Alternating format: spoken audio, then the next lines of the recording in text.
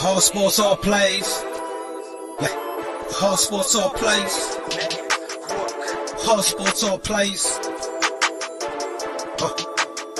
365, we making the plays. You talking the game, get you through the days. Great eye in the court, the dime in the lane. Variety, topics never the same. All presentation, sports information. In the airways, taking the nation. All sport, all plays, like working your faces. Grace at the field, so tie the laces.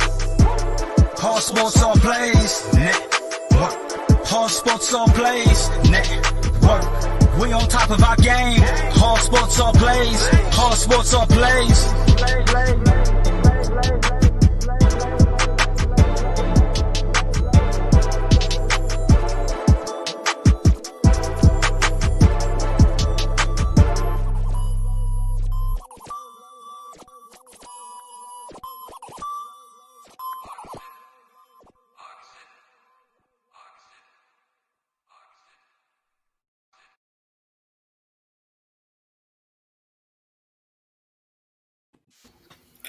Well, good evening, everyone. This is Freddie Henderson. I'm joined by Jay McLovin, joined by the great Chris Brown, and we have a special guest, Mr. Jason Thurston. I'm joining the show this evening. And later on in the show, we'll be joined by the Mr. Darren Smith. He is a reporter for the Kansas City Chiefs. He will be breaking down the signing of Le'Veon Bell.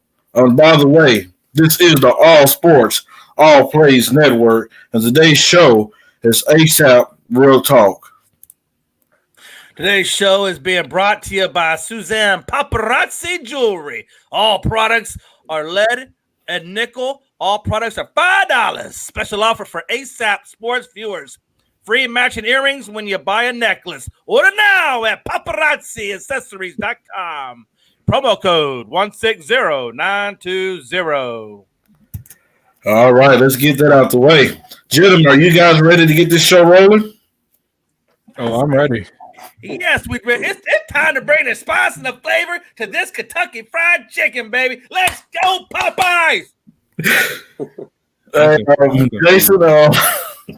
Jason, we want to welcome you to the show. As you can see, we get fired up once that live button gets rolling. So, let's get it rolling. Man, is the baseball playoffs getting heated or what? Given the game 3 of the LA and ATL series, does the blowout, what happened yesterday, change the viewpoint of the outcome? We'll start with this discussion with Jay McLovin.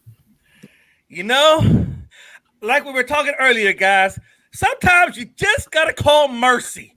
Remember back when you were in Little League and you got like about that 4th inning and the score was like 20-3 and you were just begging to be put out of your mercy. And as a matter of fact, most of the time they would call the game after like 4 or 5 innings if the score was so out of hand. Does anybody here remember those days? I know I remember them. I remember them greatly. And that's what it should have been called here. 15 runs in the first, and it is downright disrespectful to the beautiful city of Atlanta. God knows they got nothing to deal with the Falcons and the Hawks. Now you want to throw the Braves in there too? How much more can they stand? Yeah, absolutely. 15 to what? 3? 15 to 1? I don't know. Does it really matter? 3? Who cares? It's 15. They lost. They got embarrassed. But no, I don't think it's the end. I think it's one really jacked up game. And I think that they're going to come out prepared. Just like, I hate to say it, but when the Lakers were kind of jacked up in, was it game 4 or 5 it was? I think that when the Nuggets won, or was it not the Nuggets, the Miami Heat won? But when Brown knew come out the next game, which was game 6, right? No, game 5. No, it's game 6. When they came out and embarrassed them. But like what, 30 points they won the championship by, right? Yeah. So hey, you can't put one bad game. You gotta let that just roll off your ducks, man, and come back to fight the next day. And we're gonna find out tonight if, in fact, Atlanta was able to discard that shellacking and get on back train and get on to the World Series. I think they can do it. I think they're gonna do it. I think Clayton Kershaw is not gonna pitch his full potential. They're rushing him back, and I don't think he's going to be at number 1 potential. I think he's going to get rocked, and I do think the Atlanta Braves are going to take this series, gentlemen. All right, Mr. Jason. Yes, sir. Well, I don't know, and this game is in LA, ain't it? No, this game I believe is actually in Arlington, if I'm not mistaken. Oh yeah. Well, I mean, it really doesn't matter. Kershaw, he's 11-11 in the postseason with a 4.23 ERA. So he's not very good. He's automatic during the regular season, but you get him in the postseason game, and he can't hang, man. And I saw a stat earlier said that since 1920, his ERA is the best by any Hey, pitcher. real quick, I apologize. I don't mean to interrupt you, but that game is over. Astros won it in the ninth, 4-3. Carry on. You got your hat on? My guy. And Kershaw pitching at home has the best ERA of any pitcher with at least 1,000 innings pitched, but that's only at home. And you get him out in Arlington, man, it's hotter out there and different environment. And those Braves are going to be hungry, man. I think the Braves are going. Oh, yeah. They've been perennial postseason players, but they can't make it. They can't finish it. It's like Andy Reid, man, or like the old Andy Reid. If you don't mind me, another quick break. So LA currently is up 1-0 and top of the fourth. So LA is at bat right now, and they're on top 1-0. All right, before we let Chris Brown go, yesterday I was watching the game and I was just so amazed, and I was like, man, it's crazy. Them dudes, like, you talking about a perfect game. The Dodgers could not miss at all. I mean, they was hitting home run after home run, grand slam. I mean, like, if the Dodgers, I mean, can we expect the Dodgers to play like that back-to-back games? I don't know. But, like, I mean, it could be a fluke game. We shall see. All right, Chris, not too long because we have Mr. Darren Smith ready to hop in. So, well, I agree with all y'all. I think it's going to make the series interesting, but change the outcome. No, the Braves are still going to win. As you can see right now, the Dodgers aren't playing up to the performance that they had last game. They came back down to reality. So I think the Braves are hungry. They haven't scored right now, but listen, come the end of the game, Braves going to do what they have to do to secure that victory. All right. Well, let's get Mr. Darren Smith on to the show. What's going on, Darren?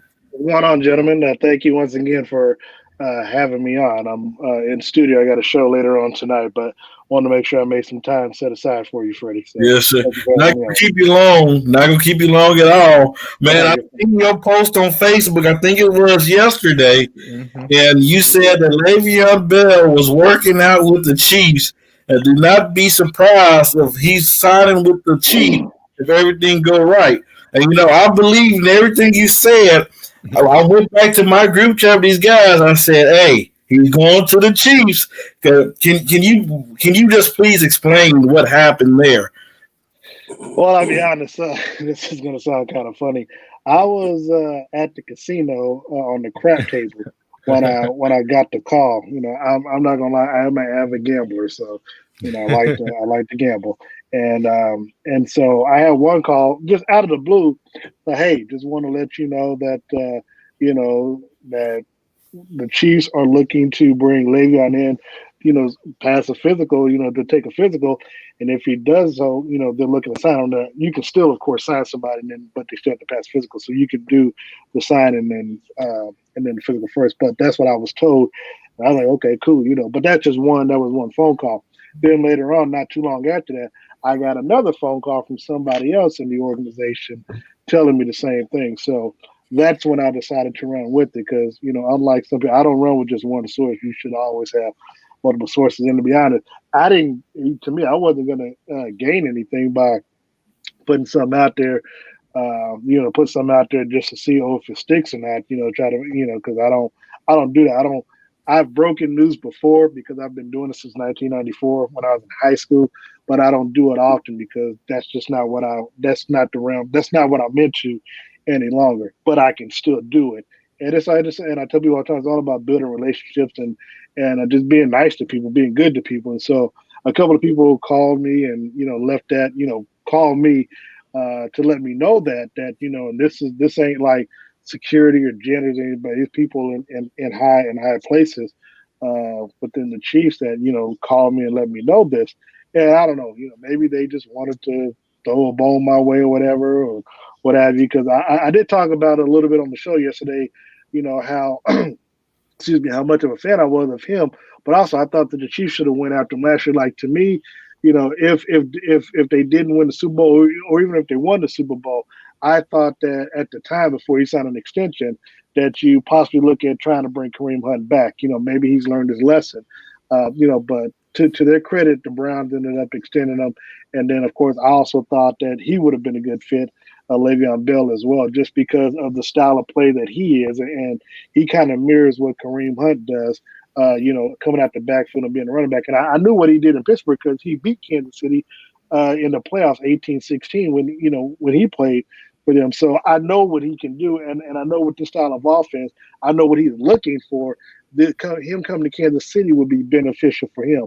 As I mentioned on my show today, if he comes to Kansas City, one of the things that he's also doing, he's going to be trying out for Eric Bieniemy. Eric Bieniemy is going to get a head coaching job at the end of this season. If he gets a head coaching job, let's say in Houston, granted, you got that big contract with David Johnson, but that's only guaranteed for this year. You get rid of him, and Le'Veon Bell can go down there with Eric Bieniemy and Deshaun Watson. Now you got you a feature back down there who can also do something out there in the slot or as a wide receiver as well. So I thought at the end of the day that it makes sense that they would try to go in this direction. And so, I posted it last night. Now, now people want to try to get into semantics, whether or not he came into town last night or would do it today. At the end of the day, like I said, the Chiefs were looking to sign this dude, and but then it was later on. Look, there's some issues where one of my quote unquote colleagues tried to discredit talking about his source. Well, I had source is not with an S, not a source. That they try to say, yeah, I don't care if he came in town last night or this morning. The thing is he going to sign with Kansas City? I'm telling you, my source said he's going to sign with Kansas City, and that's what ended up happening around close to 6 o'clock today. All right, Jay McLevin. I got a couple questions. Sure. How do you see Le'Veon? Do you see Le'Veon Bell as being a change of pace back or something like that, or assistant back to Edwards-Helaire, or is Edwards-Helaire still going to, or is he going to become the change of pace back? Like, who do you see? Now they're bringing him in, given that Edwards-Helaire has played kind of pretty decently. Who is he? Are they going to be the running back competition, or how do you see that unfolding? Well, I'm gonna be honest. There is no competition in my eyes. Once he gets accustomed to the playbook, you got to remember, running back is the easiest position to transition to. You just have to just know which hole to hit. Tell him. Patrick can tell him. 2 gap, 3. He can just name the hole and he knows where to go. And of course, if he goes outside, if he's gonna pass the ball to him, he can figure that out himself. To be quite honest, you bring Le'Veon in. Yeah, he might back up this Sunday, but I look for him to be the starting or the feature back the week after. I think the Chiefs play the Denver Broncos. I look for him to be the starter.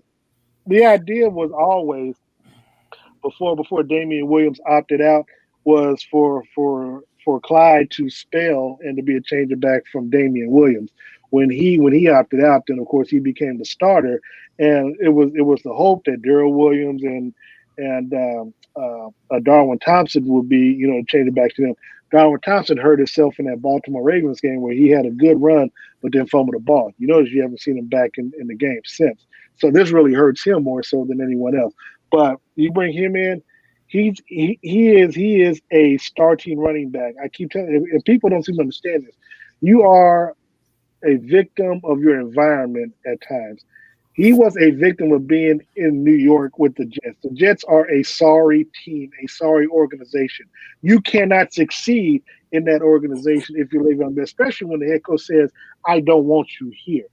You can't be successful. He's going to come to Kansas City. You're not going to have any problems with him.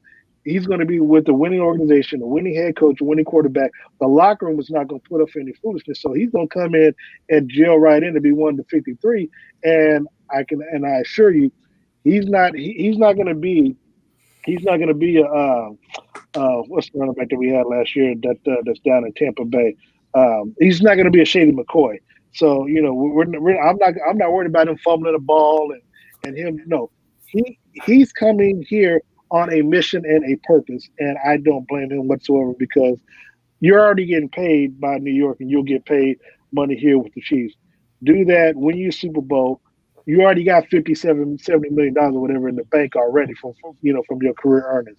Win your Super Bowl, get you another contract down in Houston or someplace else if you don't stay in Kansas City, after the season.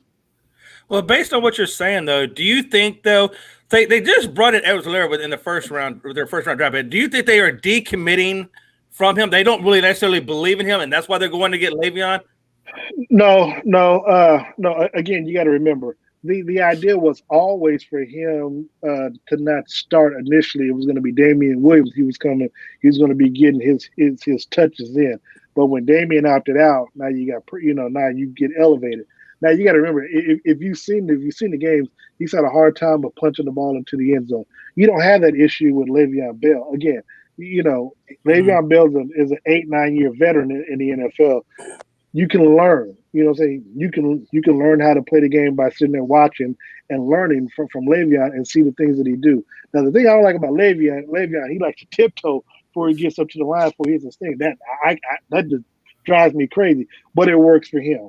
Now, Clyde may not do the same thing, but again, you can just learn how to play the game from watching someone like Shady McCoy, and I mean not Shady, but Le'Veon Bell. And again, because of the environment that he's in, he wants to win. So you will see the best. You will see Pittsburgh Steeler Le'Veon Bell versus what you saw in New York. A lot of people say about Le'Veon Bell, the knock on him was that he had that great offensive line in Pittsburgh, and he didn't necessarily have that great offensive line in the Jets. That's do you true. think that behind a good line, of course, anybody's going to be phenomenal behind a good line. What do you think about that knock on him, being that he has to have a good line in order to be successful? Well, I mean, you're only as good as your line, and you're only as good as the talent around you. The thing about it is that in Kansas City, our line is struggling, but because you have so many weapons, you still have to account for everyone. And the thing that even though Clyde is good catching the ball, he's not a Le'Veon Bell. Le'Veon Bell can hit the hole and get you 5-6 yards. Le'Veon Bell is an every down back. Clyde is if you're forced to use him like that, but me, I'm willing to put my money and put my trust in what Le'Veon can do. All righty. Jason, before we give you an opportunity, do you have any questions for Darren before he's here? No, I think he's a good fit for the Chiefs, especially it gives Mahomes another weapon to throw to out of the backfield. I mean, like you don't have enough as it is already. That's true. All right, Darren, man. You came on here and said that this team was dangerous beginning of the season. Yeah, I thought they'd be 19-0 though, but the Raiders had other ideas. I got one more question. You're not going to do by the Le'Veon Bell. I mean, that's crazy. We're going to let Jamie Lovin ask the last question before we let you roll. We want to know, when you go on the tables and you put that money down on that roulette wheel, are you No, crap table. Oh, you did the crap tables? Yeah, I thought the dice, man. Oh, you thought, okay, well. Hey, more power to you, man. I was never good at the craps table, so I was just curious if you bet on Patrick Mahomes' number. You might want to do that. The guy is lucky. It might work out for you. Well, I mean, look, I've been pretty successful on the crap table, so I'll brother. stick to what I'm doing there. Yes, sir. All right, Darren, it's a pleasure for you to come on the show, especially notice. We appreciate that, man, and good luck in your future business, and hope to talk to you soon. I appreciate it very much. You gentlemen take care. Yes, sir. All right. Before we keep going, we ask all the viewers that's watching this show to like our video, comment on this video, and share this video, and also like our page and follow our page. Before we get into the next topic, I seen a question that Mr. Brandon Herrera asked. He said, "Question for you 4. Turn back to Sunday night to Vikings, the Seahawks game. 1 extra point or 2 points. Field goal or 4th and 1. How much is that lost on the coach?" Did any of you guys watch that particular game? I was on vacation at the time. Oh, I was tuned in. All right, Chris, you want to answer that? I mean, listen, that 4th down is really what it came down to at the end. They get the field goal. They force the Seahawks to, drive and go score. But I'm going to be honest. Everybody knew and they knew the Seahawks were going to score, whether, And they kicked the field goal. Seahawks got the ball to 25-20. It don't matter. Everybody knows Russell Wilson at the end of the game is going to take his team and lead him down to victory. So the thought process was, if you get the first down, you can, take the clock down to where the point is the game's over. So honestly, it's a 50-50 call.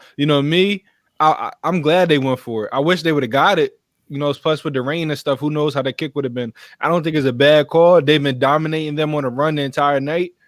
It just didn't happen to work out. So I really don't blame the coach that much. The team has to play better, honestly. All right, well, let's keep it moving, you guys. Man, we're having a wonderful show so far. I mean, we got into the baseball, and I think we wanted to hit that a little bit much. Then Darren came on, so let's keep the fire going.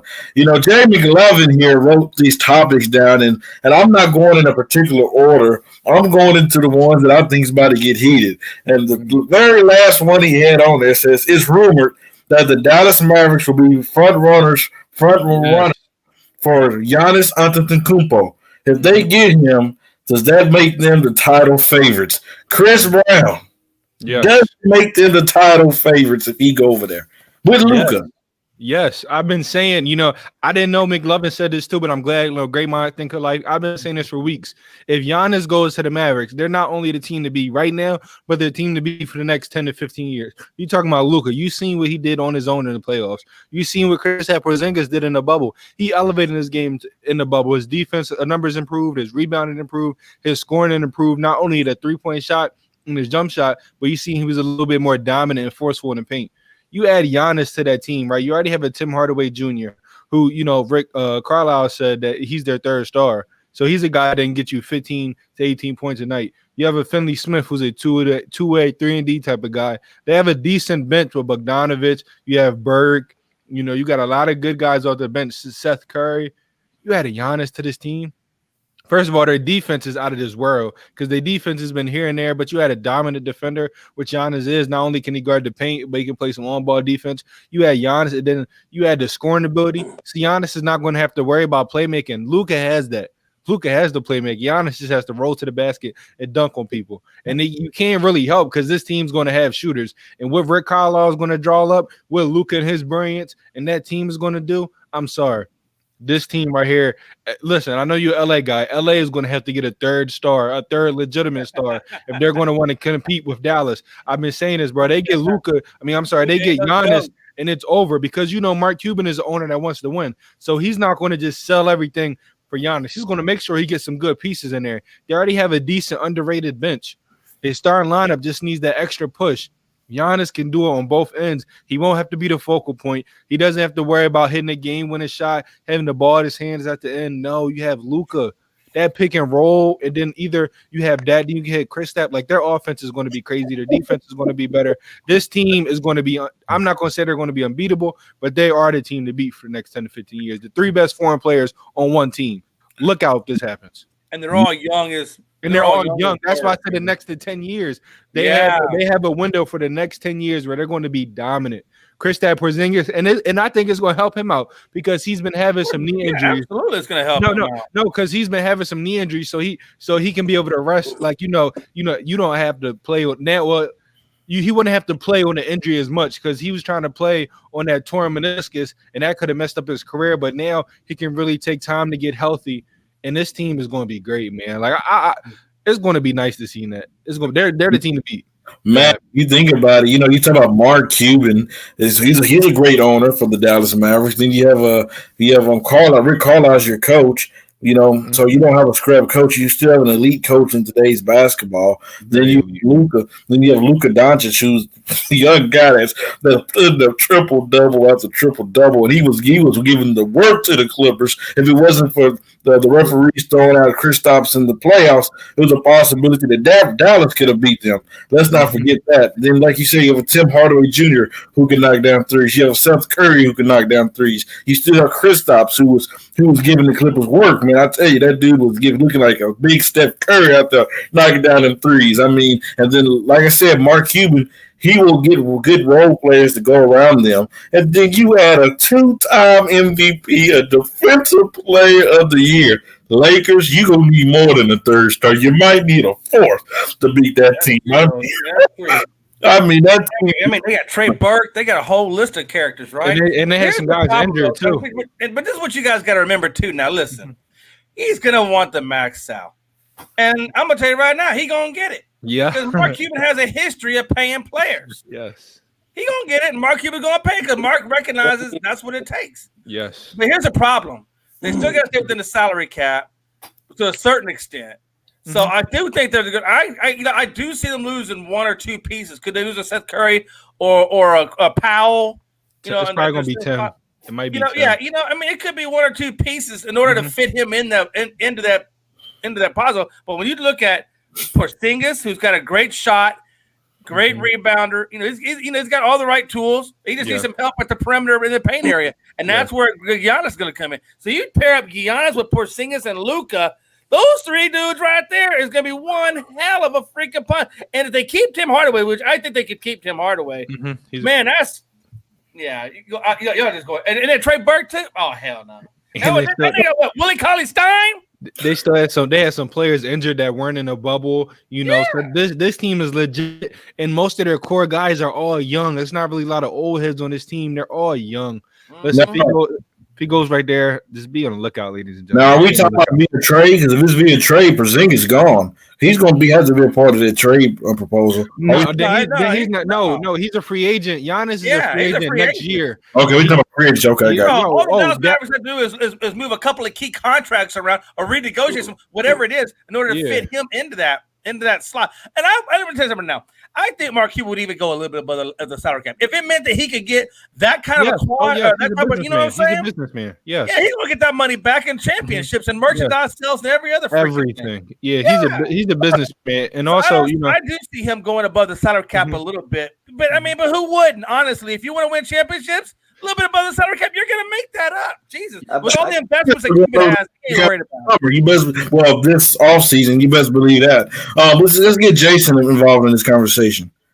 I have to disagree with all of y'all because to say they're title favorites, look at those Western Conference teams, man. Even the Trailblazers, the Lakers going to come back still hungry. You got all of those teams, man. And just to say they're the favorites off the break. Hell yeah! Listen, what the Trailblazers do against LA? Listen, the Trailblazers wouldn't be able to touch them. They wouldn't be able to touch them. Nah. The Trailblazers haven't been able to touch nobody for quite some time now. So I don't know why we were talking about the Trailblazers. I'm not a Giannis. But do you think have they made it out of the first round? Yes, they made it to the Western Conference Finals before. Yeah, but maybe once. Not with this team. And then you got a healthy Golden State Warriors team that's back together. Mm-hmm. You still got that's a lot of competition, man. I feel you. You got 100% off a torn ACL. You could end up playing the Lakers in the first round. I feel I'm all right. This team is not going to be an 8th seed. They're not going to be a 7th seed. They're going to be a top 5 seed. I feel you. And I know we're crazy to say they're title contenders, but this is why I truly believe so. Look what the other teams have versus what this Mavericks team has. They have the paint on lock with not only Giannis and Kristaps. Then both of their bigs are mobile. So that quote unquote small ball, or if the team wants to have all, kind of guards out there and forwards, they can guard that. If a team wants to go big, they can guard that. They have the defense, they have the offense, they have the point guard. Not only can he facilitate, can rebound, but he can knock down shots. You have the Kristaps Porzingis who can get you the double-double, shooting the ball. He can help stretch the floor out. Giannis can get you the double-double with the defense. They're going to have the right role players around that. I don't know what team, and we're talking about next year. So we're not talking about this year because I don't know why any team would trade for Giannis. He's a free agent next year. Don't ruin your team. In my opinion, I wouldn't do that. But I don't see no team that having 3 guys that can beat those 3 guys with how versatile they are. 2 bigs and a point guard. Exactly. That's what you need, honestly. And they bigs and forwards. And let's be honest. Look at the Golden State Warriors.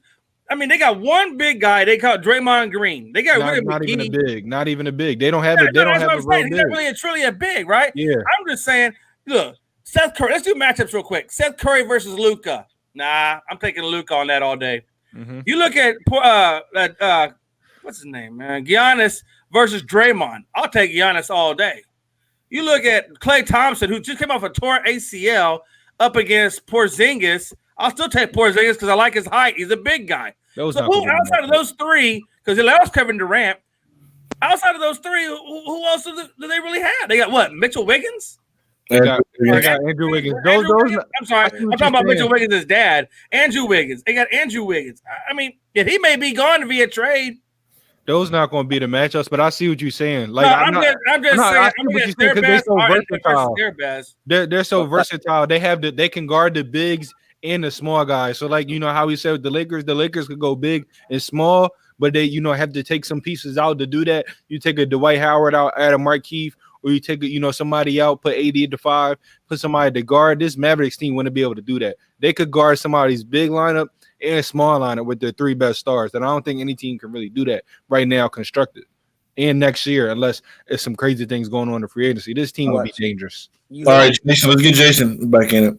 You heard it here first. Mark my words. Kevin Durant, Kyrie Irving, and Bradley Beal out in New Jersey. I like that. You see Bradley Beal going to the Nets? I mean, that's a possibility. I see Drew Holiday more than We Bradley talked Beal. about that. Bradley Beal possibly, but I don't know. You think the Wizards are going to let go of Bradley Beal? I don't know. I'm a Wizards fan, man. As much as I love him in DC, man, you do not want to stay there, man. You gave up on John Wall?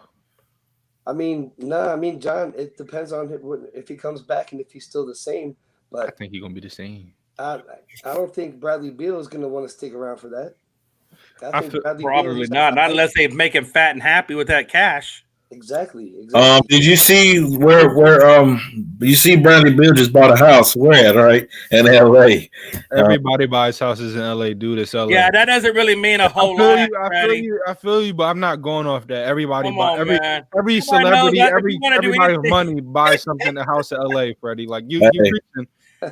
Hey, I know. They're not shooting commercials in DC. They shoot commercials in California. Exactly. Everybody knows that's where all the land of opportunity is. Plenty in beaches in California. I know it might be a long shot, but LeBron, I need you to hit one of these for me real quick. Hit one of those for me real quick. LeBron got a good GM that can make it happen if it works. Listen, personally, I don't know Bradley Beal. I think your team can actually make the playoffs next year. I'm a fan of that backcourt. I think John Wall, is going to come back healthy. He's had a lot of injury problems, but injuries that's been bugging him for years, and he just now is getting them fixed. So I don't know if he's going to return to the double John Wall off the jump. But I think he's still going to have his explosiveness. He has his veteran mindset, so he's going to be able to beat guys with his mind. And I think he's still a very good basketball player. And y'all have a lottery pick, and I think you get a 3-and-D type of guy, which there are a lot in the draft. Y'all can definitely make at least a 7-8 seed in the Eastern Conference. If John Wall was healthy, KD would have came to DC. Nah, I don't know. He was looking at it. I think John Wall healthy though. Yeah. I don't think you want to see the Westbrook and KD's situation again. No, it wouldn't be like that. It wouldn't be like that. That 3 right there would be disgustingly dominant. That 3 right there. But I didn't think I didn't know if the money worked. You feel me? And I don't know how he'd be with what I'm saying. So I wanted him to go to DC a couple of years ago, but it is what it is. I think he just liked that formula with Kyrie, and I think he likes that New York they love it. They love it. They love it. Yeah, because you don't want to go to the Knicks. Nobody wants to go there. Nobody wants to go to the Knicks. Ain't nobody going to the Knickerbockers. All right, they mess everything up. All right, you guys, let's keep it moving. Let's get on a serious note. With Nick Saban testing positive for COVID and the LSU Florida game rescheduled due to COVID spikes, will we get a full season this year? Jay McLevin? Yeah, that's kind of what I'm wondering now. You see, we've already been seeing the NFL rescheduling games. I don't.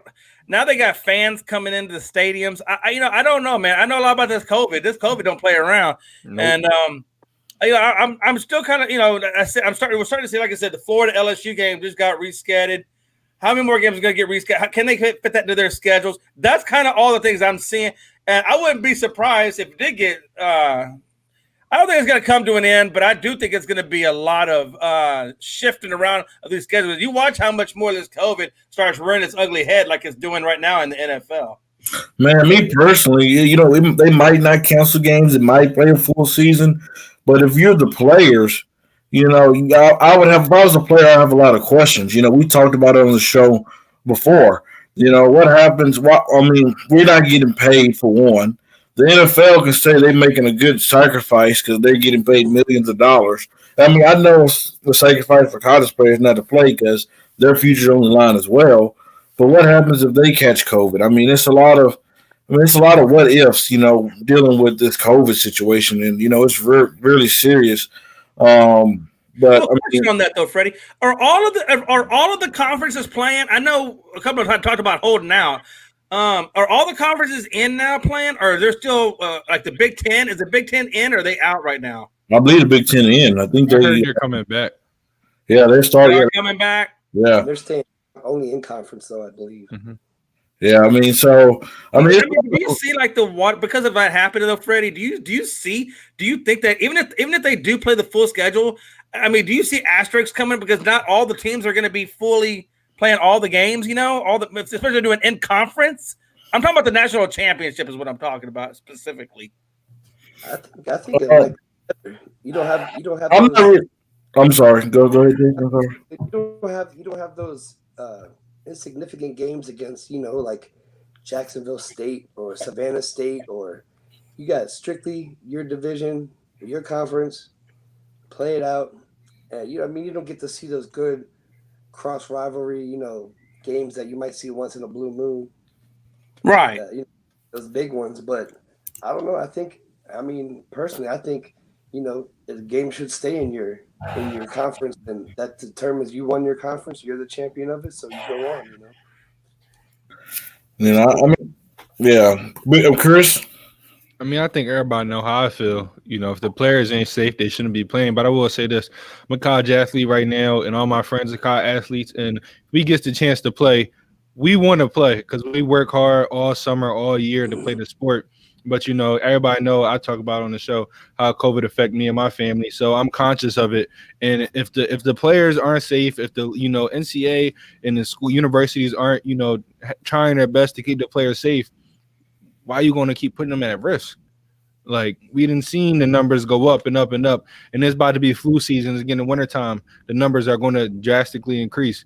If they can't keep these players safe, they shouldn't be putting them out here. I understand these college athletes want to play. I understand what it means to them get to the next level, but at what risk? If they can put a plan together, like you say, only play conference teams or just do certain things and move the right way, then I'm all for it. If they're gonna move sloppy, move like it's no disease out here, then that's the issue for me. All right. Well, there you go. Let's move it on to the NFL. The Falcons need a head coach, and the Houston Texans are going to need a new head coach. Who are you guys? What coach do you guys think they should go after? Chris. All right. So for the Texans, Darren came over here and said what I was going to say. The offensive coordinator for the Chiefs. I thought he was going to get a head coaching job last year, but going into this year, you got a Deshaun Watson over at Houston. You see this guy's the offensive guru. Houston needs to go ahead and grab him so he can help revitalize that team on the offensive end, help them, get a core on defense. I think he's going to be a great coach. I think Deshaun Watson, his game's only going to increase. They still have good receivers. If you look at their receiver core, nothing against Kansas City, but all those guys are, they're really, really fast. They speedsters. Texans got some speedsters. They might not be as talented, but they got some speedsters. I think he can make that team very, very good. Then when I look at the Falcons, you look at the offensive side, you know how talented it is. You know what the problem is, that defense. Robert, I don't know if I'm saying his last name right, Saleh, the 49ers defensive coordinator. He's young. He's hungry. I think you go, and if you the Atlanta Falcons, you go get him. He can help revitalize that defense. The offense is good the way it is. You have a lot of weapons. I think you go get him. That defense gets better, and that team could go back to be a little bit of a contender. All right. Just go with Jason on this one.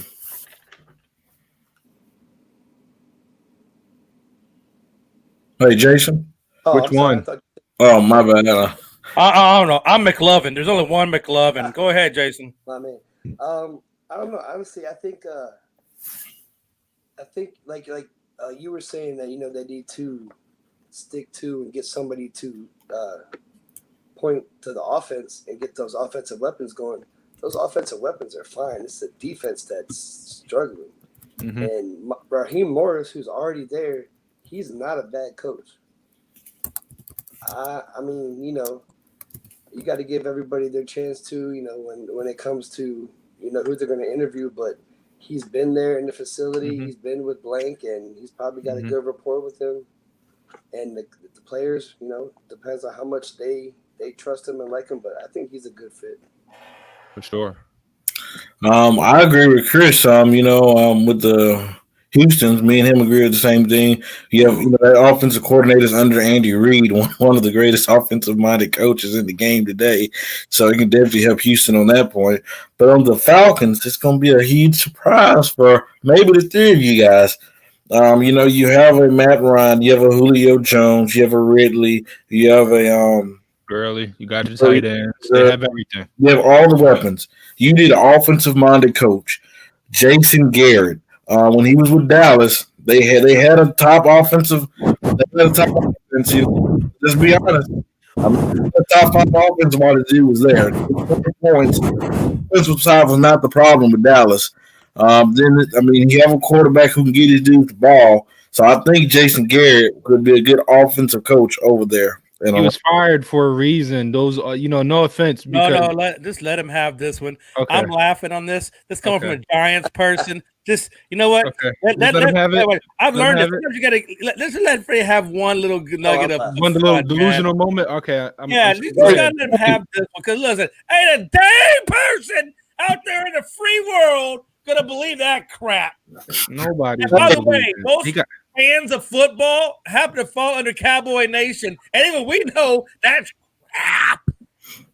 Hey, Chris, you said he got fired from the Cowboys, but you got to realize Jason Garrett was not the main problem with the Dallas Cowboys. It's Jerry Jones. So let's not say Jason Garrett got fired. It was Jerry Jones is the main problem because they had the same problem this year that they had last year. First of all, look at the two teams. Their defense is, first of all, injured. I'm gonna give them. They got some key players injured, and their defense is not as close as how good they were last year with all the players left. Like it's the Seattle defense. Remember I told you gotta let them have that one. Just let them have that one. Right, we'll be here till 2:00 in the morning arguing that point. You're the only person in the world that thinks Jason Garrett deserves a head coach. Can I get my spill? Because this is gonna go on for like 2 hours. Please, I'm muting myself. Go, please, drop the knowledge. Man, because I don't want LeBron versus MJ part 2. Drop the knowledge. Hey, listen, man. I'm going 1-3 coaches. I'm going Brian Schottenheimer, Josh McDaniels, or possibly even. No, I really like Josh McDaniels and Brian Shaw. I'm gonna go, and you can go either one of them two. You can interchange them between Houston and the Falcons because they both had the same name problem. They need offensive-minded coaches, and let's be honest, Brian Schottenheimer and that Seahawks group, they got it going on right now. And Russell Wilson throwing a hell of a lot of yards. Yes. And truthfully, Dallas's offensive core is not even that bad. You know what I'm saying? Kellen Moore. I mean, look. Dallas, Zach's on pace for over 5,000 damn yards. The defense is what the problem is in Dallas. We all know it's in Dallas. It's not the offense. It's a defense. Okay? I got a question for y'all, though. Are you done? But I think people are overlooking that Josh McDaniels, man. That man is bad. You know what I'm saying? He just needs another shot, and I think he's going to take somebody all the way. I didn't know if he was looking for a head coach job. That's why I didn't say him. No, I agree. He's always out there, man. But, he's been out there. He's been subject between other different jobs. Do y'all think a college coach would be up for one of these jobs? That's a good point because Lincoln Riley out of Oklahoma is looking pretty nice right now. Nah, he Dabo Sweeney and Trevor Lawrence both to the Atlanta Falcons. Man, Dabo's not gonna leave Clemson. He ain't leaving Clemson. If he do, why don't he go to Texans back with Deshaun Watson? That's pretty much true. I just don't see. I see Lincoln Riley leaving before I see Dabo. Not that Dabo couldn't leave. Hey, listen, man, he may go for the money, but I think it's gonna be more the other way. All right. Well, let's get in our top 10. You guys know where we're going with this. Top 10 coaches currently coaching in today's game. Chris, I see you. I ain't going first. I ain't going first. All of us don't have the same number one coach. Somebody needs to smack themselves. That is true. That is true. 11. Give us your top 10 NBA coaches. Let's go. All right. And I really want this guy so bad as my coach. Greg Popovich. Okay. Popovich. Pop. Give me some pop. Nah, I'm Broke not going my to jump off, headphones. man. San Antonio ain't letting that man go. And if he does go, he's going to go into retirement because I think that he's a Spurs Nation guy, tried and true. I don't think he's going to go anywhere else but the Celtics. I mean, but the Spurs. I apologize. So I got Greg Popo as my number one. Number two, I put Steve Kerr for what he's done with Golden State and so forth. And even though and there's an asterisk at number two. Yeah. Even Steve Kerr has coaches Graham really, really well. But we all know Mark Jackson built that team. But Mark Jackson's not in the NBA right now. Did. But Steve Kerr has managed all those egos, and he's done it extremely well. And they're the only other dynasty out there. We can't say LA's got a dynasty. Nobody's got a dynasty right now other than the dynasty that was left off with by Steve Kerr. Okay. After that, I got Brad Stevens. I got Brad Stevens with the Celtics and what he's done out there.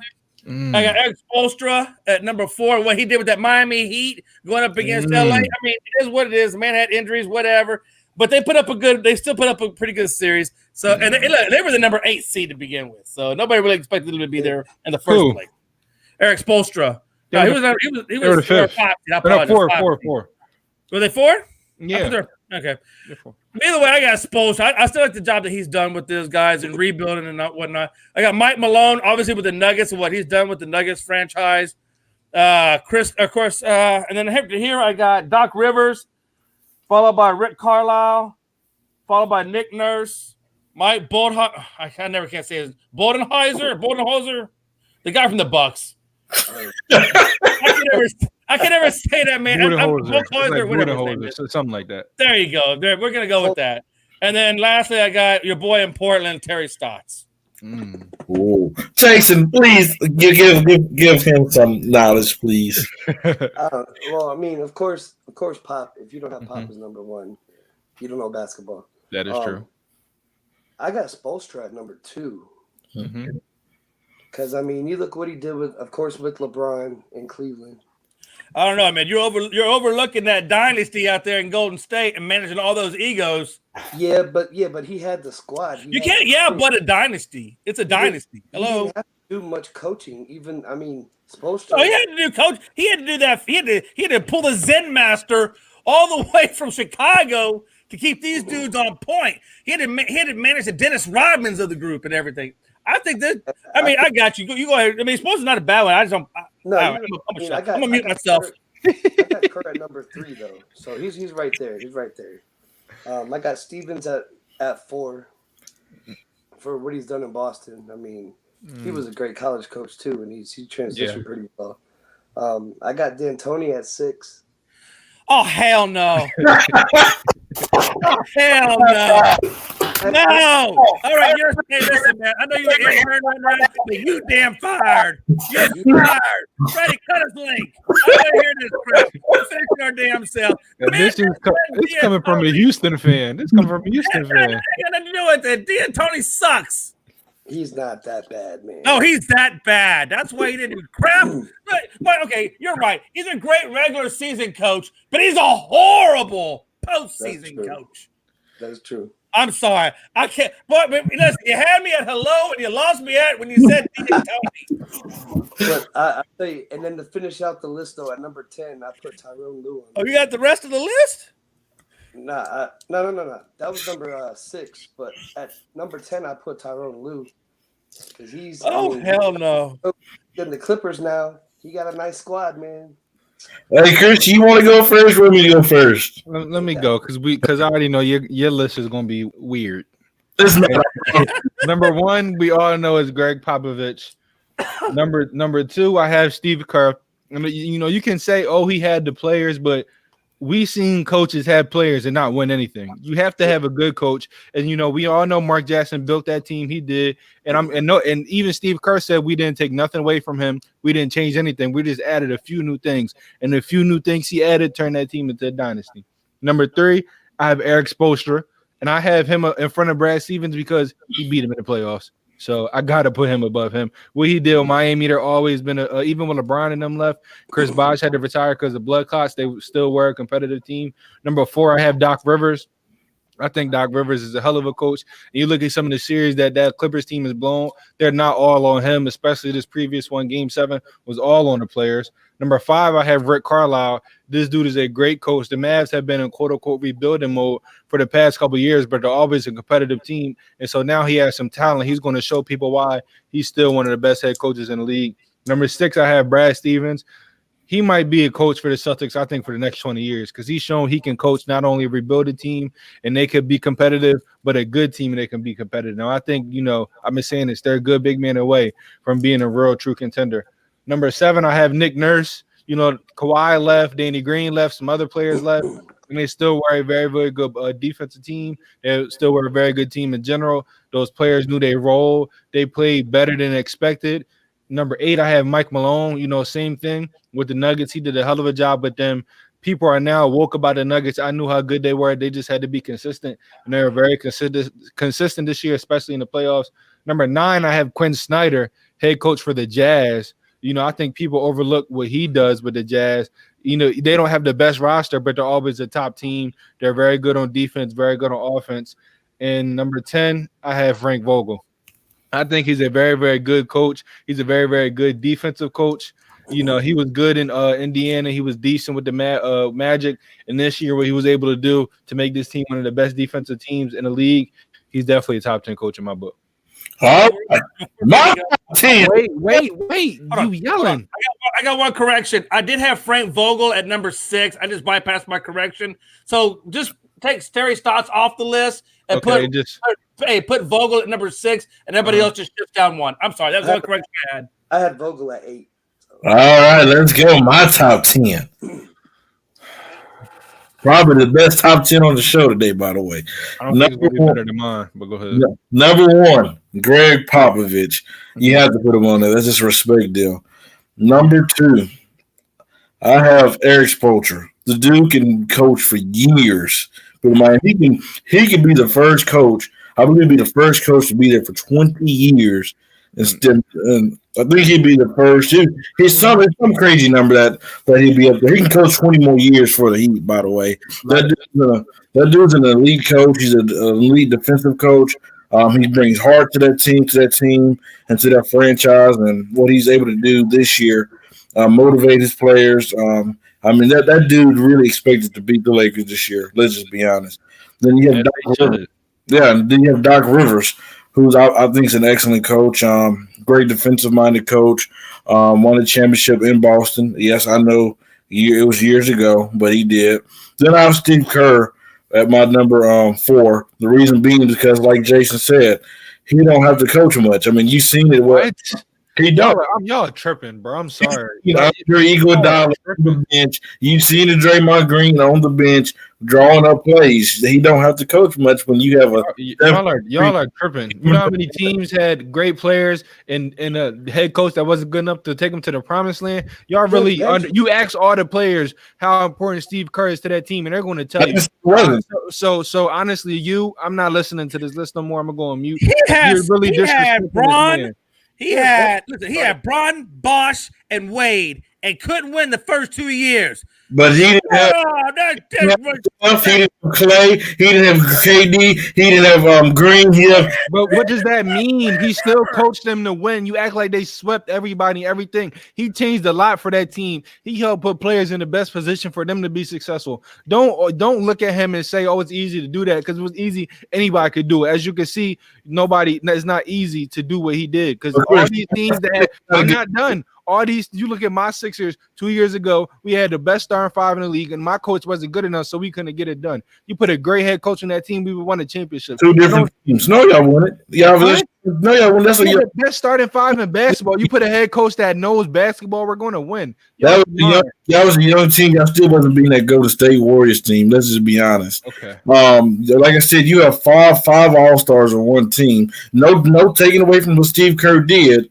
But let's just be honest. There was times where Andre Iguodala and Draymond Green was over there drawing plays. What's wrong with your great players with great IQ drawing a play? They do it all the time anyway. It just so happened to get on TV. Every team, every great player on teams do that, bro. Don't use that as an example. I am. Brad Stevens is my number 5.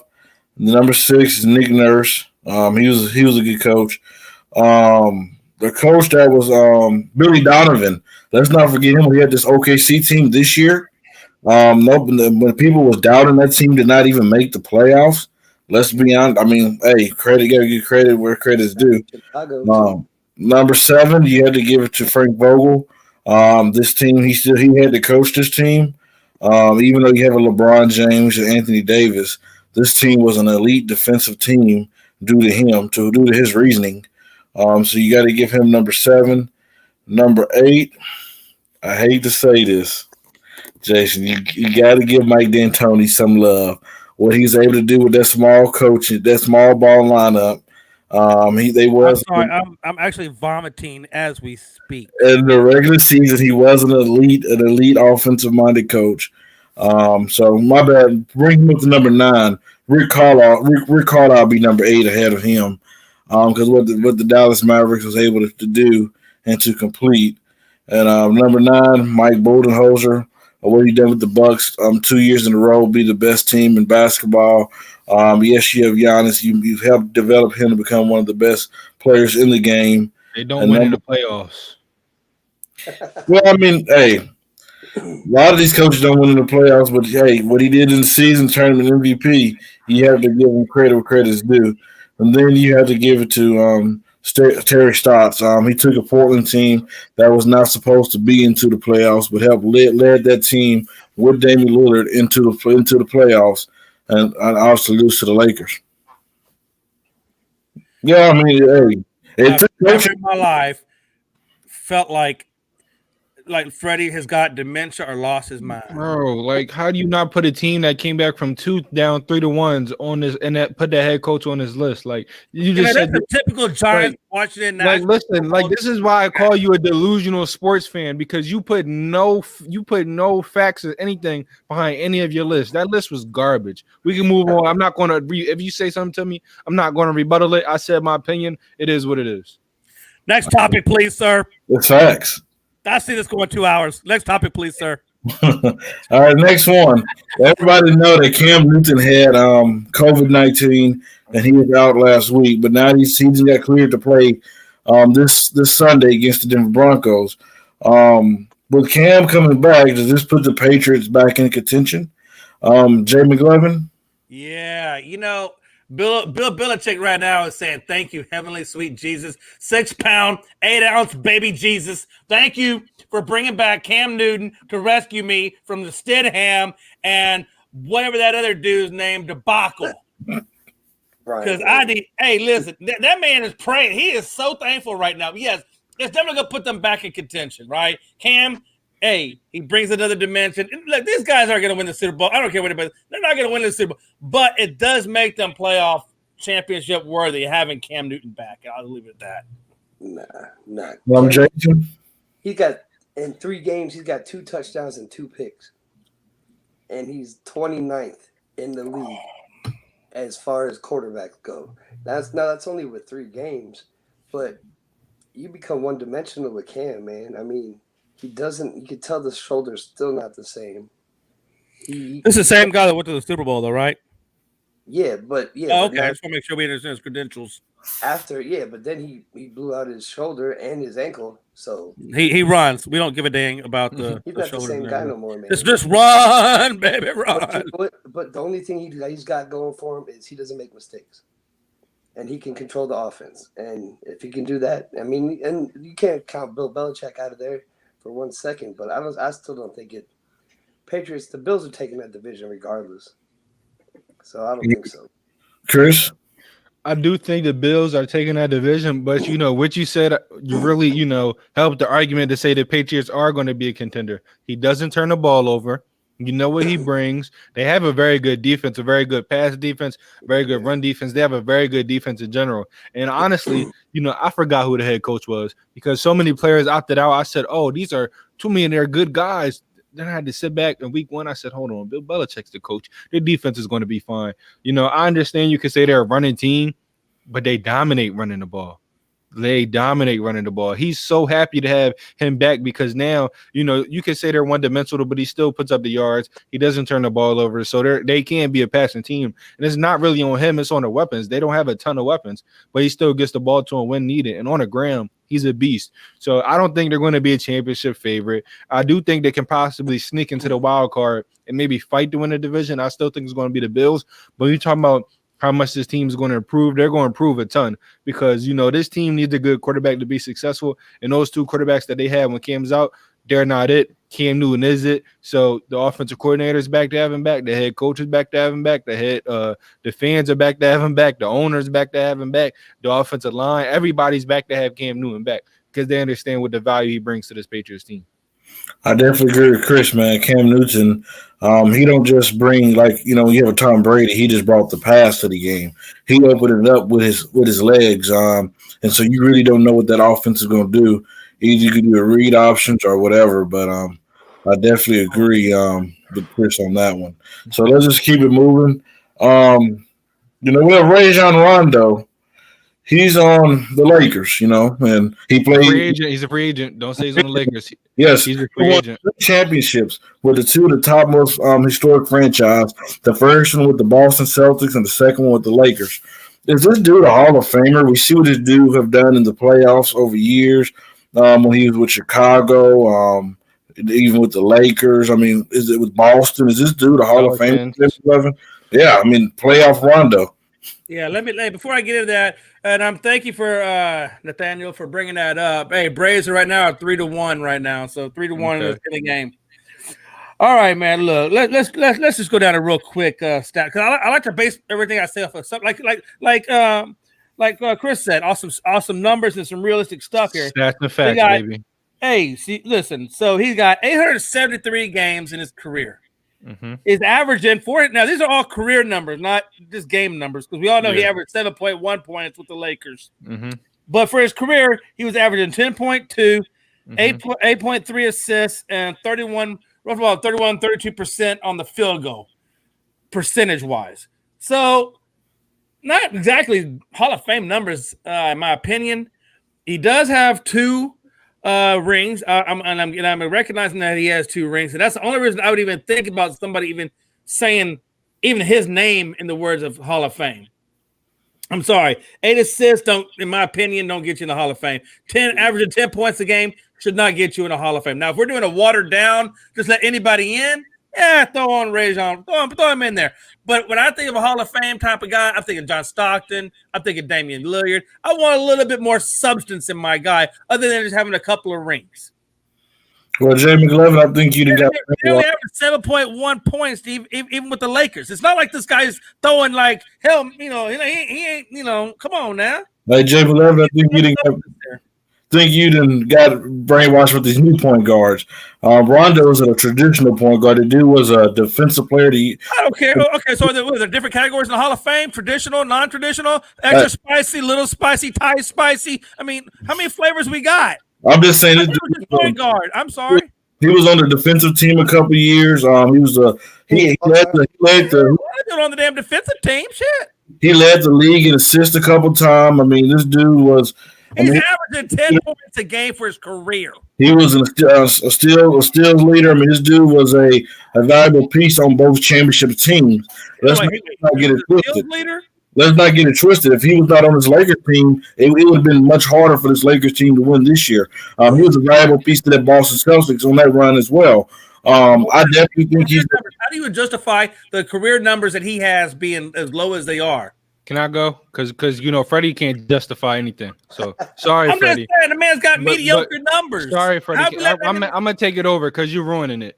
Jay, I got you. Leads out. Listen, you ruined it. Listen, he asked a question. I'm going to answer. I understand his regular season stats aren't the same, but he's playoff Rondo for a reason. He elevates his game. All his stats increase every single time he's in the playoffs. The year they won the championship, he averaged oh no, that's a different year. I'm sorry. Averaged 17 and 11, 2011. The year they won a championship, he averaged double figures. He always averages double figures. 2011, 2012, he averaged 17 and 11. The year before last, he averaged 10 and 13. All his game and his stats improve in the playoffs. Regular season's regular season. A lot of guys are good. Hold on. I know. I feel you though. I feel you. No. I feel you. I'm with you. You have, you have to have great numbers to get in the Hall of Fame, but you also have to be a great player. I really want to take a step back away from the numbers, because his numbers doesn't always justify how great and how valuable he is to the court. Everybody knows how valuable he is, whatever team is on. He always makes that team better because what he brings to the court. He's the extension of the coach on the court. He's going to get everybody involved. He generates almost like 20, 30 points, it feels like, when he's playing at his best. You seen what he did in that closeout game against the Lakers. That's Rondo. That's Rajon Rondo. He might not have to score all the time, but all the passes he get, the passes to get people open. I understand what you're saying. You have to be a great player. And this second championship with the Lakers. And yes, okay, but and let's be honest. How many games has he not been playoff Rajon? We just talked about that not too long ago. Wait, 1 for 6 shooting? Yeah, this year, but you everything outside of this year. I'm gonna give you the benefit. I'm gonna go with your argument that he's playoff Rondo. But what about all those teams that he went through before he got to LA to get back to Rajon Rondo 12 years later? From that first championship to the last championship that he has currently just won. I got you. Where's all this in between? Because let me tell you something. That dude was a ghost. Nobody knew Rajon. Where's Rajon at? He was a ghost. I got you. So 2007, 2008, they won a championship. His playoff stats was 10-6. Then the next year he averaged 16. The next year 15. The next year 14. The next year 17.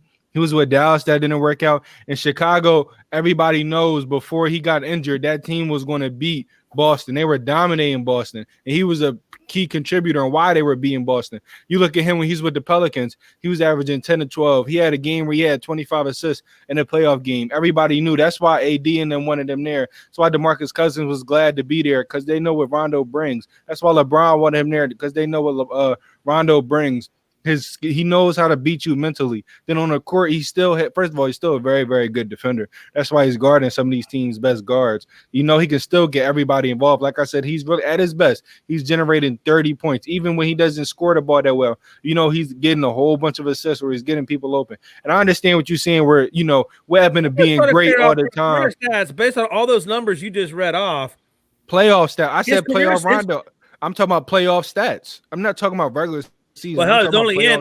How many playoffs was he in outside of Boston and LA? Yeah, but like those 10 two championships, in between those two championships is over 10 years, and he's still 15th all-time in assists and 12th all-time in assists per game. So he didn't take no time off. He's a little watered down. I mean, he had injuries. He had injuries a couple years. He tore his ACL. He has so many injuries. So I agree with Jason, man. You mean not you, McLovin? Sorry, the other one. Oh, you don't have to agree with me. Two-time champ. I'm good. Hold on, Freddie. Yeah, two-time champ, 4-time All-Star. You got 15th all-time, 12th all-time assists per game, 1.7 steals per game. He's a Hall of Famer. Yeah, I don't think scoring defines you being in the Hall of Fame. I see what you're saying. Like about 8 of the categories that define that. He dominates all those other categories. He shot 31.6% from the field goal percent. Where you see that at? I got the stats in front of me. It says he shoots 40s. Yeah, 6%. He shot 32. No, I copy. I know for the career or for the playoff. For the career. For the career, when I looked up his stats online, it had 31.6% for his field goal. You might be looking at. That's 3-point. I might be 3-point. You might be looking about 3-point percent, and it's in the 40s. It might be 3-point. Yeah, I mean, Rondo to me is a Hall of Famer. Just because, like you said, what he do in the playoffs, the dude's a leader on the court. The dude was he's the first team on the defensive team, or second team defensive team. He led the league with assists for a couple of years. I mean, the dude's a bona fide Hall of Famer. Not gonna say he's first. Not gonna say he's gonna be first, but he's definitely a Hall of Famer. I do like McLovin's point though. I don't want to see the Hall of Fame get watered down. So I agree with him on that. But I don't think Rondo is the guy that watered down the Hall of Fame. Or the Hall of Fame point guards give him his credit. So I don't think he's the guy that's gonna water it down. All right, we have Brandon Herrera right there. Brandon Herrera, he asked another question. He said, "You guys have this year's NBA type pick. Who you taking, or do you trade it? Also, is this Ball brother worth taking? Um, I think it's a report that the Timberwolves actually want to trade it. They would like to trade it, and if I had More picks. if I had my in my opinion, you have D'Angelo Russell, you have Karl Anthony Town. They all want to have a dream play with Devin Booker.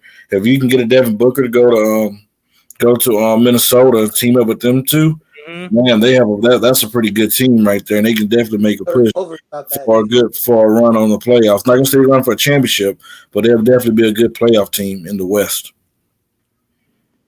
Chris, what are your thoughts on that? I mean, LaMelo's great. He's great. When I look at this draft, he's definitely the best player in this draft. He definitely is the best guard in this draft. He's the best everything in this draft. When I look at Minnesota, I think they need some more defense. Like I said, some team he's the best player. Some teams draft on the best available to them or the best available in general. So I don't know if they're if they give their pick. I think he's better than Anthony Edwards because Anthony Edwards to me isn't the best defender. So if you're looking on a pure offensive standpoint, he's better than him. But you got a guy like Obi Toppin to me who I think will fit real well, and he's a 3 and 4 that has defense that can score. So I personally think LaMelo's the best pick available. I just don't know if he's the best pick for Minnesota, but I do think he's the best. He's by far the best player in this draft.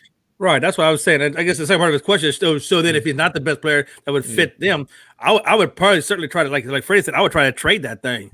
I would too, but you can get the right player for your team. Yeah, if you can't get the right player, like if you can't get a Devin Booker without giving up too much, then get Obi Toppin. I think he's a great fit. Like I say, he could play the 3 and 4. He can score and he can defend. He can defend multiple positions. He is, a good guy, a good pick. That wouldn't be a bust of a pick. Anybody that watched him, 6'1" Braves, me and McLovin knew what it would be. But anybody that watched him in college and Daytona knew how great how good he is, how good he could be at the next level.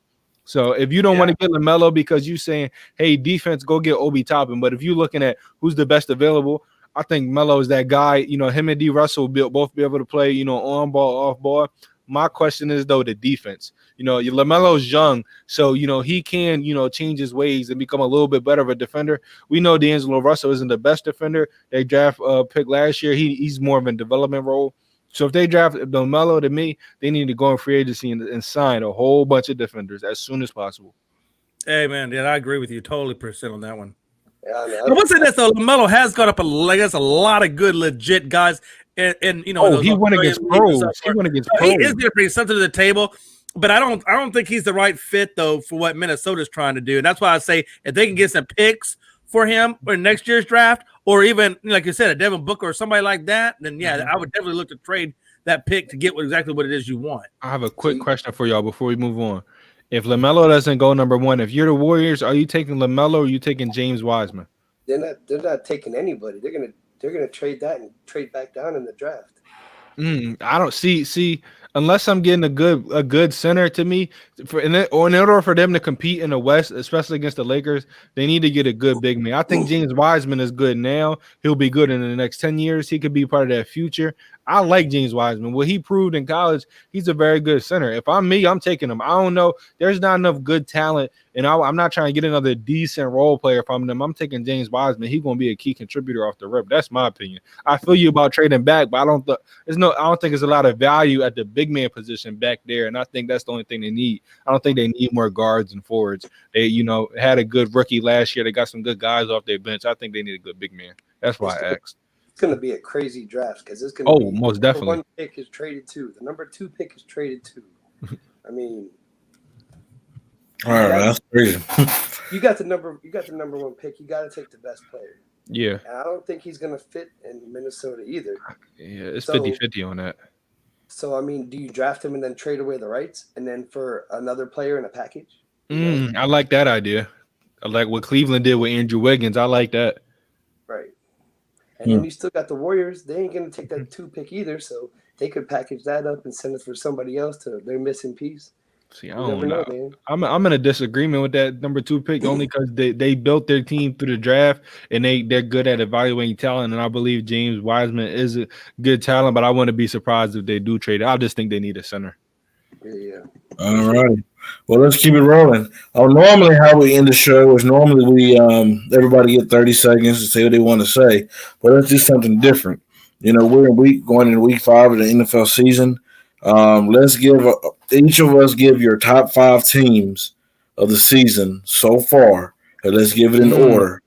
So top 5 teams of the NFL season so far. Jason, I'm gonna let you go. We have to go Jay McLovin, Chris, and we roll from there. Top 5. Mm-hmm. I'm gonna have to go. I'm gonna have to go. As much. Oh man, it sucks. My Redskins. The last 2 times they made the playoffs, they got busted out by this team, and I can't stand Pete Carroll to save my life. But I guess I'd have to put Seattle at 1. And I'd have to put Green Bay at 2. And I put the Chiefs at 3 just because of that ass kicking that the Raiders just put on them. I mean, their defense ain't showing up for games. 4, I would say Baltimore. And to round it out at 5, I put Pittsburgh in there. Okay. Dang, Tennessee still ain't getting no love. Mm-hmm. Yeah. Who's going next? Dang! Are you next? What do you want them to do? They just shellacked Buffalo. What more do you want? You want some blood? Give me your top 5, Jay. Give me your top 5, McLovin. Well, sure as hell ain't the one he got. But it ain't too far off. Either. That's a damn Washington. See, that's a Washington fan right there. That's how I know. Because Washington Cowboys and Indians. Well, okay, they're not the Indians anymore. But those 2 teams never got along. But anyway, as I regress, hey, look, man, y'all sleeping on Tennessee, man. I'm telling y'all sleeping on them. Y'all sleeping on them. And because what the Vikings almost did to Seattle, that's why I'm gonna shock y'all right now. Y'all probably, oh my God, whatever. But Vrabel, Tannehill, and the rest of that Tennessee team, I'm going number 1, baby. Mm-hmm. I'm going number 1. I ain't shocked. They did the Buffalo. I'm not shocked. We know about Tennessee. I'm going Tennessee number 1. That's a hot take, Freddie. Write that down. Get your little pen, get your paper or your smartphone, and put that in there. You might need that for betting purposes if you do that betting online stuff. Tennessee Titans 1. Mm-hmm. I'm putting Green Bay 2. Mm-hmm. I'm putting Seattle 3. Mm-hmm. Where do I go from there? I'll probably put Pittsburgh. I'm going to go Pittsburgh 4, Buffalo 5. So no Baltimore, no Chiefs in there. And top 5. Oh, shoot. No, I forgot about the Chiefs. Can't go back now. Can't go back. Let me back up. I'm sorry. I didn't write it down. So he was too hot on his hot take. Tennessee 1. I still got Green Bay 2. I still got Seattle 3, Chiefs 4, and dang gum. I'm gonna put Buffalo at 5. I'm not putting Baltimore in there, and no, I'm not putting the other one in there. Steelers. Pittsburgh. Yeah. Who's next? Me or you? Is you? That's because with the Eagles almost shellacked the Steelers. That's why I can't put the Steelers in there. At number 5, I have the Baltimore Ravens. At number 4, I have the Tennessee Titans. And number 3, and this is no disrespect, all these teams are great. Jay, I know about Tennessee, so I ain't tripping. Yeah, no, we good. Number 3, I have the Seattle. Even though they undefeated, that defense worries me. I know their offense is good, but that defense is, I can't with it right now. Number 2, I have the Chiefs. I think that addition of Le'Veon is very, very, very needed. It's going to help them in the pass game and in the running game. And number 1, I have the Packers. I think the Packers, you look at offense and defense, they've been very, very good without the weapons. Aaron Rodgers is still doing it what they do. They have 2 good running backs. They have a very good defense. Outside of the Seahawks, every team on this list is balanced. They have good offenses and good defenses. The Seahawks is really a one-sided type team right now. All right. Number 5, I have Pittsburgh. Their defense has been outstanding this year. Big Ben. They played the Eagles. They played bad competition all year, but go ahead. Yeah, I mean they have, but they're still whatever. Big Ben has looked good. He's completing 70% of his passes. One of 2 interceptions of the season. So I was Steelers number 5.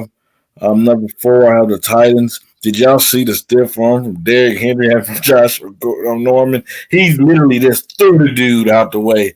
I mean, that was crazy. Number 3, I have the Baltimore Ravens. No, I don't. I'm sorry. I have the Chiefs, number 3.